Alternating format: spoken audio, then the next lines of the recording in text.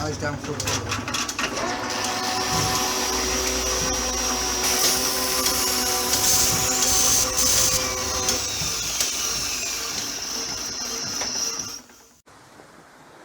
afternoon, folks. Monday, 1:44. I survived Manchester and York, for that matter, but York was easy. We had a slight cock up on the afternoon of the York one because my two dear daughters jumped on the shuttle bus to go to the university, and Kath and I jumped on the shuttle bus to go to York. So when it came to meeting up again, they jumped back on the shuttle bus and we jumped back on the shuttle bus. Now our shuttle bus went to Grimston Bar, but unfortunately theirs went to Rufford. So we then had a 35-mile round trip to pick them up from Rufford. But other than that, the weekend went quite smoothly. Manchester was not horrific, although driving to Manchester is a ball ache. It's lots of concrete motorway, which is really noisy, and up hills and down hills and all those long drags over the Pennines. But we did it. Unfortunately, I found out that on the trip my screen washers had quit, but it rained a bit and there was no hassle. But I've just fixed them. It's taken me 2.5 hours. Right, the jets weren't blocked.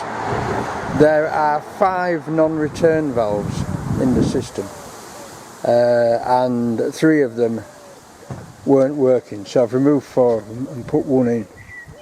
Right, and left it at that. It works beautifully now, but 5 non-return valves. I think they've been using up short pieces of pipe, and they've just joined them all together with non-return valves. Here we are, look. 1, 2, 3, 4. I've taken out 4 non-return valves. Can you believe it? Right. The one I've put in works easily. You can blow through it and then suck and it locks. Right? These don't. These are hard both ways, so they're full of crap or something. Anyway, it works perfectly now, so the job's done. Right, so I'm going to continue now with the drive shaft. Right? I've got part of it. I haven't even put the bench lights on. I've got parts of it in bits here. I've got another piece here. I think this piece of tube is undamaged. I think it's the other tube that is twisted. So I'm going to, next job is to put the wheel back on the topper, offer the topper back up to the back of the tractor, join the two together, and then measure the length of the drive shaft, so we get the length of the drive shaft right. So that's what I'm going to do next, but first I'm going to have a cup of tea, because after being out there slogging away at that bloody thing, all sorts went wrong. First thing I did was pulled the feed pipe off from the washer pump, which is at the front there, to the back here. There's a connection under here where it goes onto the bonnet. Pulled the feed pipe off, hooked it round, and started to blow air down the jets to blow any blockages back this way. Well, of course it wouldn't, because it had loads of non-return valves in. Right, and then I went back to get the pipe to reconnect it, and the pipe had fallen down inside the wing. So I had to take the mud wall off, the little plastic mud wall off, to get my hand inside the wing to push the bloody pipe back up. What a bloody going on that was. Getting the trim clips off the inside the bonnet. There's a big sound deadening pad. Getting the trim clips off that were a nightmare, because the pad itself is so fragile it just falls to pieces when you touch it. But I managed. It's finished. Thank God. I'm going for a cup of tea. Bye now. Well, there we go, folks. 3:33 and she's on. Now that angle doesn't look good. It's supposed to be level, but there's a lot to there's a lot to consider here, right? When these arms lift, that will probably come level. The chain will have to come off, obviously, and be wrapped round. Right? When these arms lift, the front end will become level, but that will put pressure. That will lift that. This is trigonometry, mate. When that lifts, right, that will pivot up. right, I can understand that. The prop shaft, the drive shaft's a slide. It's there is actually, I've mismeasured. I've only roughly measured it, and it's not 56. It's about 52. Right, so I was 4 inches out, and there is another. There's a good 6 to 8 inches overlap on that drive shaft, and I think that's okay. Now, when this whole lot lifts, obviously the drive shaft's going to slide together, and it will slide together a lot further in its present state without replacing anything. I haven't put a bolt in yet. I ought to put a bolt in the shear bolt hole. Also, we've got this adjustment at this end. Now I can lower that down until the whole plot sits flat, and I think that's how it should be. It should sit, I mean, obviously it should be level. It shouldn't have an angle in it. It should be level. And then you would lift it up to working height with the hydraulics, and off you would go. Probably put a stop bolt on your hydraulics at your working height, and always lift it up to there.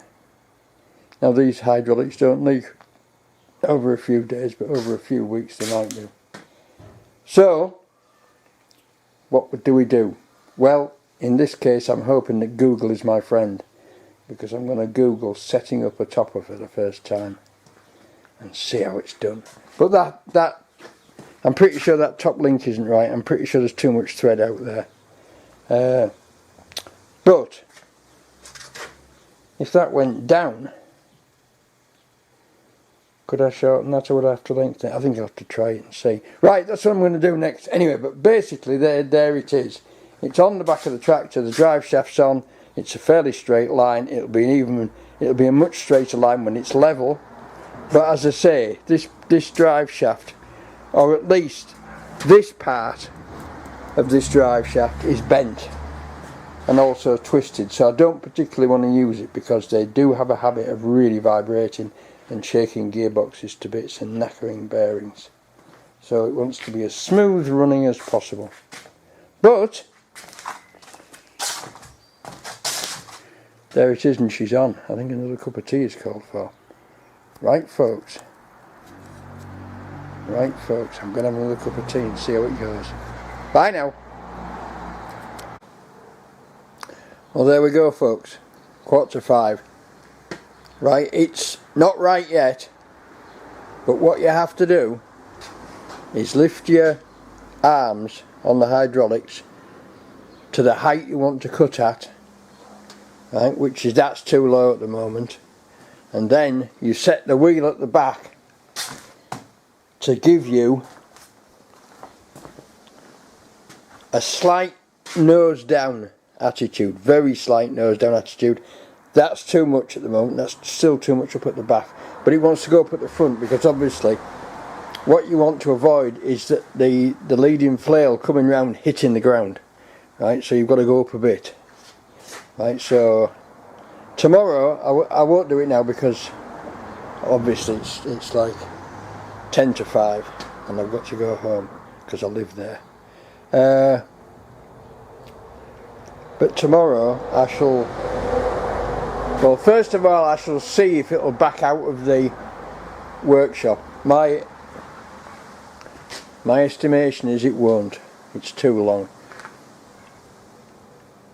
I think the tractor went in at that lock, so it should come out at that lock. Whether it'll swing that over far enough to get it out or not, I don't know. But first of all I want to try lifting it, and although that won't make a difference, you can see if I go over here it's quite a long setup, but I think I'm getting there. I've looked at loads of YouTube videos plus the instruction manual for this, which is a big B, and it's going in the right direction. Just one thing I will say to you, probably won't mean anything to anybody, but it's just set alarm bells ringing with me straight away. And it says in the manual, make sure that you fit a circlip here, right? Make sure that you put the drive shaft on, put the shear bolt in, and then fit that. Can you see that circlip there? Yes, you can now, can't you? That's a circlip in the end of the shaft. Now, why do you need a circlip in there? because if the shear bolt breaks and that's loose on that shaft and it slides off that way, the whole thing's going to start flailing round, right, because it's still attached to the PTO and it's still going round, so that would be disastrous. So that circlip in there, that simple circlip in there, is a safety essential. So if you've got one of these, check it's got a circlip in it, because if the shear bolt breaks you could be in trouble.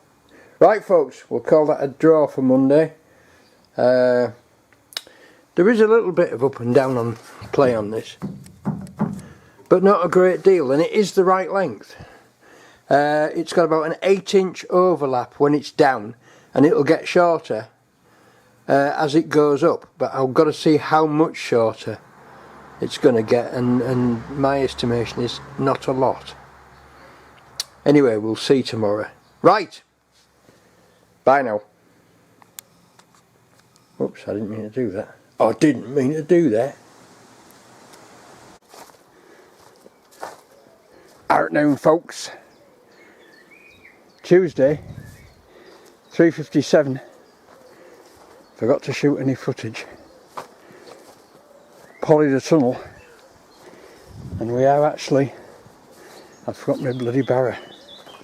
We're actually in the field again, just finishing off the old kennels. So I'll take my barrow back down there and I'll bring you back and show you what we're doing. So there we are. What was once a huge pile of wood is all gone, and it's been sorted into keeps and firewood, and we've just about filled the firewood store with it, and it's just one more job that's done. So that's taken up most of today. He said lying, because he didn't actually leave the house till 12 o'clock.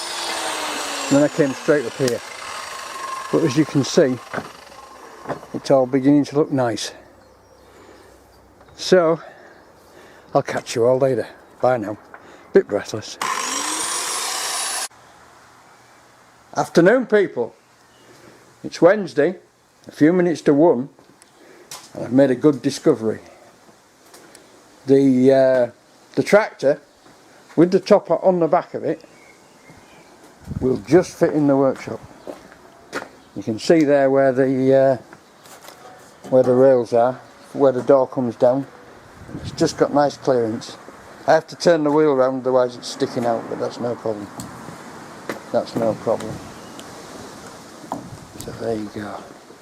It's up on it's on the hydraulics at the moment, but I've taken the prop shaft off now, and I want to sort this prop shaft out today and see how it goes. So, good news.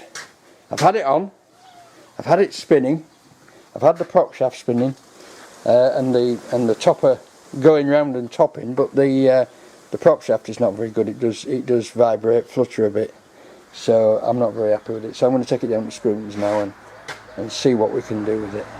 Okay, catch you later. It's still not charging. I'm going to have to sort that out as well today or tomorrow or whatever. Okay, bye now.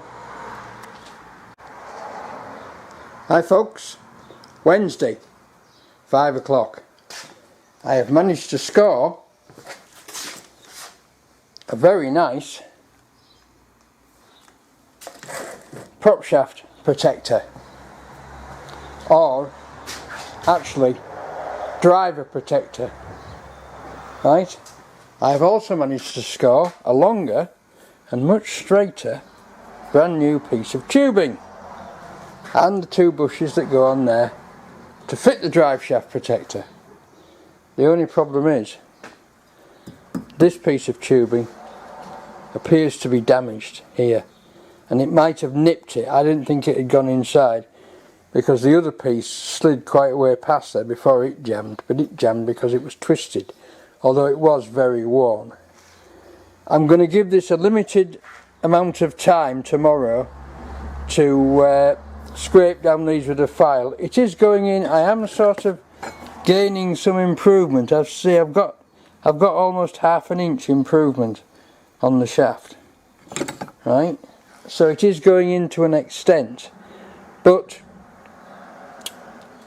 I shall give it maybe an hour or so, and then I shall just take it down to Scrutons. I'll take that off, knock the pin out, take it down to Scrutons, get them to press me a new outer piping as well, and then we know we're good, don't we? But new inner pipe has been successful. Not all that expensive either. I saw these on I think it was on eBay, and they were about 80 or 90 quid, and that, well, the whole lot including the VAT and them fitting the that came to 70 quid, right? So I don't think that's bad at all, seeing as they pressed out the old one, pressed in the new one, and fitted and drilled it for the pin. I fitted the pin. So, new shaft. Well, first of all, they haven't got a stock one. They haven't got one on stock, otherwise I might have been tempted. But new shaft, 140 plus. So we're still saving money. So I shall persevere with this for maybe an hour or an hour and a half in the morning. Then I shall just take that yoke off and go and knock the pin out, and then take it to Scrutons and let them push that one out and push a new one in. So there you go. Right, thanks for watching, and I'll see you all tomorrow. Bye now. Nice to see it in, isn't it? It's all connected up and it's in the workshop, and that's the space we've got. That's not bad at all. That's not bad at all. That's easily livable. It looks like when you've got a lot of weight on the hydraulics, they actually do go down. But I don't know whether that's normal or not. I think it's probably to do with the non-return valve leaking, because the cylinder was actually in really good condition. I think maybe the non-return valve leaking, or something like that. I ask the experts when I see them. Alright, bye now folks. See you tomorrow.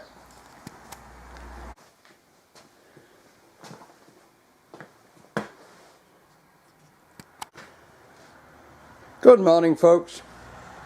Thursday. Believe it or not, it's only 10:29, and we have a problem. Yay won't go inside yay, right, because this is also damaged. So what I'm going to go do now is I'm going to take off this universal joint, and I'm going to knock that pin out, then I'm going to take it down to Scrutons, and I'm going to get them to push that old one out and push me a new one in. Simple as that.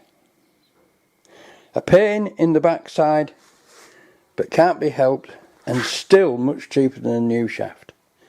Okay, I'll bring you back when I've done it. Bye now. And there we are folks. The princely sum of £14.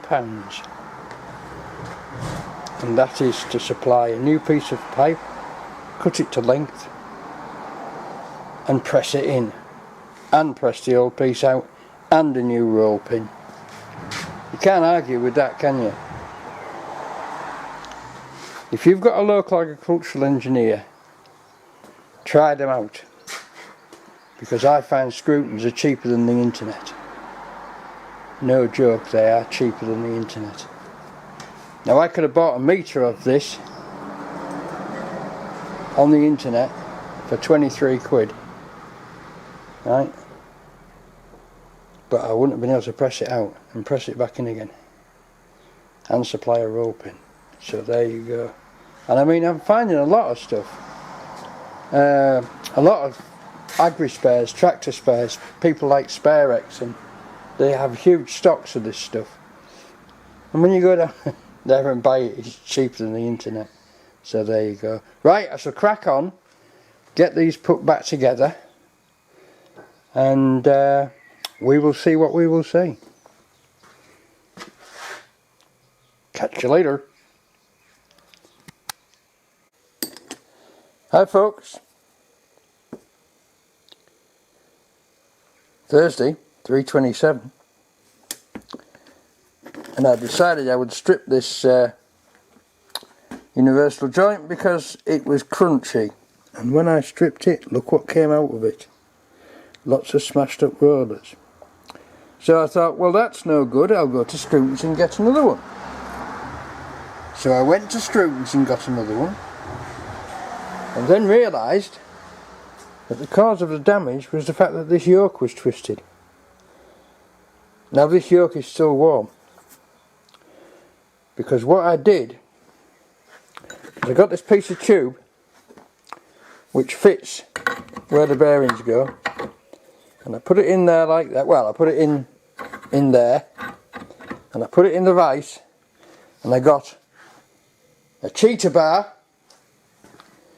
and a pair of Stiltons, and I tweaked it either way, twisted little tiny bits until it fitted, and then, and this is the annoying part because I forgot to film it, I put it in the gas forge and got it red hot so that all the tensions would relax out of it. Got it glowing red hot in there. It took about 2, maybe 3 minutes at the very most, and it was glowing. The whole lot was glowing red. It's amazing. It's amazing. And that gas bottle there will run that constantly for 11 hours. And that took maybe 5 minutes at the most to heat it and then reheat it.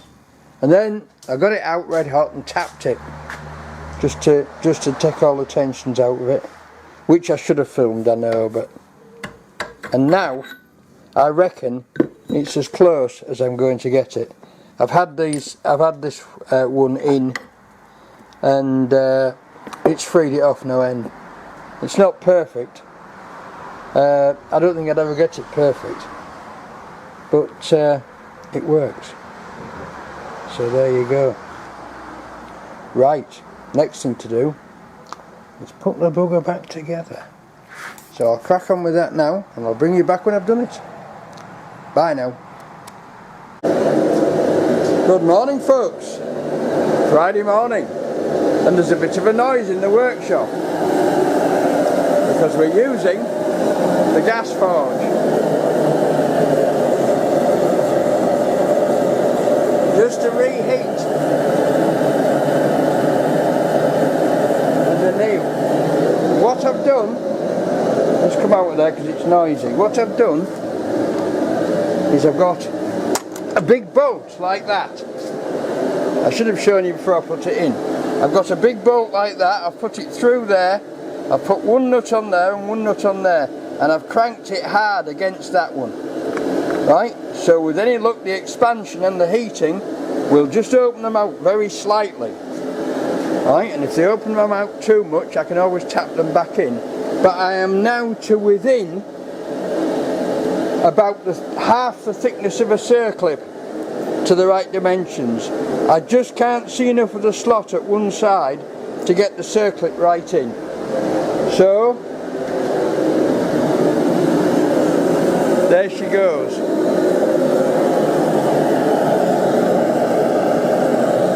And already she's beginning to glow. That's been in there 4 minutes. 11:52 to 11:56. And already it's, can you see that? It's glowing red hot at the top. In fact, I think the whole thing's ready. 4 minutes. 4 minutes. Let's have a look. Yeah. She's about there.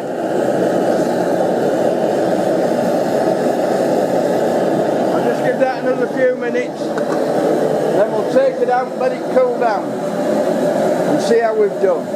Right, I'll bring you back when it's done. Bye now. Afternoon, folks. 13 minutes past 1, Friday. That's one of our rollers, and those two are not. those two are rollers I've made out of a piece of stainless, very hard stainless wire, right? Because one of the rollers in that cup there was broken in half. There it is, look. Or maybe even two of them were broken in half. And I've also flushed out lots of metal, but the Maltese cross is undamaged, and as you can see from that, that's undamaged as well. So I'm going to reassemble this with the two rollers in it. If it needs two rollers, it may only need one, and see. It saves 17 quid, which is a good thing. And all that's wrong with this, that's perfect on every facet, apart from the fact that one roller was broken in half. And it hasn't marked the cage, but it just was crunchy. It just didn't feel smooth. And sure enough, when I washed it out, lots of little metal particles came out of it, as you can see on there. Same as them. So I'm now going to reassemble this joint, put the seal back in the top, and put it back on the Maltese cross and see if it runs smooth. And then this should be, he said, going into the dark, this should be about cooled down now. No, still quite hot. So I'll get that out in a bit, and we'll see if we can rebuild that one now, because that should have just put enough distance in it to make it viable. Right folks, off we go. I'll bring you back when I've done it. Bye now. Will you look at that, folks? Two new rollers in there made out of hard stainless. Absolutely perfect. Mind you, when I picked the calipers up and stuck them on the wire and on the rollers, 0.78, 0.78, so you know, it can't be far out, can it? Right, I'm pleased with that. So that's that sorted. And I'm just waiting for this to cool down now. In fact, I might get it out and slack it and see if it's anything like. But first, I'm going to have a cup of tea. Bye now. People, 3:32. And after lots of reheating and tapping, what did it in the end was getting it red hot, putting it in the vise, in the leg vise in there, and giving it a hammer there and a hammer there. Sorry, a hammer there and a hammer there to twist it. Right, and that's what's put it right, and it's now perfect, absolutely perfectly free, and it's gone in, albeit with a generous bearing lock, just to take up the fact that these are slightly slack now, but the circlips fit perfectly. It looks parallel, it looks straight, and it's near enough for agriculture. So I'm now going to put the rest of this end of the shaft together. I've got that end of the shaft together. We've done it. Next week I can look at the charging circuit and see why it isn't charging. Thank the Lord for that. Right, I'll bring you back when it's all together. Bye now. And there we go, folks. 3:45, and thank God it's bloody finished. So we've got a new outer pipe, a new inner pipe, and a universal joint, and a straightened out hub that was massively twisted. So there you go. She's all back together now, and she's all super smooth. All super smooth. Right. Oh, and here's the new there's the new cover for it, which I have to, of course, cut to length. But now I'm going to have a cup of tea. 3:48. I'm going to have a cup of tea, and I'm going to have a tidy up. And I think that might be it for this week. But if I do any more, I'll bring you back. Bye now. Right, folks, it's Friday, it's 5 o'clock, and once again it's not crackerjack. Frog's happy and I'm happy because I've bloody done it. After all that hassle, I've got it bloody straight again. I've got the circlips to fit and it's beautiful. That's been a lot of problem for a little bit of twist on there. Right, but there you go. If they are twisted at all, the universal joint won't go in. So Monday, I've got to fit that up, cut that to size, fit that to there, and which is a job of moments, and then put it back on the tractor. And yet another bit that I thought was perfectly alright turned out to be knackered and is now repaired and good again. So there you go. So it's all looking good in here. I've got the doors shut, I've swept up. We're all ready for next week fun and games. So thank you all for watching. Thank you for clicking the like button. Please click the like button. Thank you for subscribing. Loads of more subscribers coming in every week. I'm very pleased with the way it's going. I'm very pleased with the hiding in the dark there, the blacksmith's forge. I think it's actually a shoeing forge or a bar forge. That's what the slots are for. It's still bloody warm in there. Still very warm in there. But that worked a treat. 4 minutes to get that piece red hot is excellent. Right, and that's what it took. Right, so see you all next week for Monday. Leave me a comment. I always get back to them. I answer as many comments as I can, which at the moment is all of them, because not enough people are leaving comments, so talk to me. Okay, thank you all. Bye now.